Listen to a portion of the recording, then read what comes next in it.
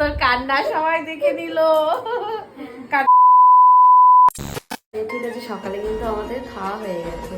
ও অনেক কিছু রান্না করেছিল আর এখন আবার ও রান্না করেছে দেখো ডালিয়া, আলু ভাজা ডালিয়া করেছে। এটা আবার আমাকে এখন দিল খাওয়ার জন্য। ওদের বাড়ি আসলে শুধু খেয়ে খেয়ে মোটা হয়ে যাবে, এত পরিমাণে আমাকে খাওয়ায়। তো এখন রান্না করেছে, যেহেতু নিরামিষ ওদের বাড়িতে আজকে একাদশী পালছে ওরা, তাই আর এই জন্য আমাকে দিয়েছে একটু টেস্ট করার জন্য কেমন হবে। চলো এখন একটু খেয়ে দেখবো ননদের হাতে ডালিয়া, চেক করবো।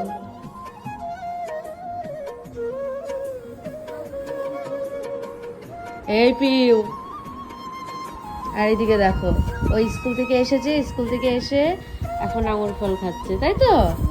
হ্যাঁ, আর এদিকে আমরা এখন একটু খাই দেখি। তো চলো রিভিউ দিতে হবে না, খেয়ে কেমন হচ্ছে। আমার ডালিয়া এমনি ভালো, আমার সুন্দর হয়েছে সত্যি, মন থেকে একটু বলছি। তো কি দিয়ে বলছি,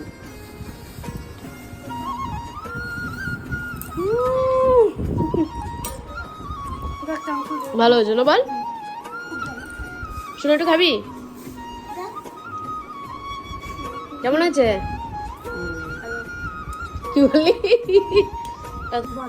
তো এই দেখো সন্ধ্যা এখন 6:30 বাজে, আর আমার ননদ বাজারে গিয়ে নিয়ে এসছে মোগলাই আর চিকেন পকোড়া, আর এখানে করেছে চা, যেটা আমরা সবাই মিলে খাচ্ছি। একটু সবাইকে দেখা, কেউ খাচ্ছে নিচে, আমি খাচ্ছি ওপরে, আমরা সবাই, আর আমি বসে আছি। ও খেতে পারবে না তো, কেন খেতে পারবো না?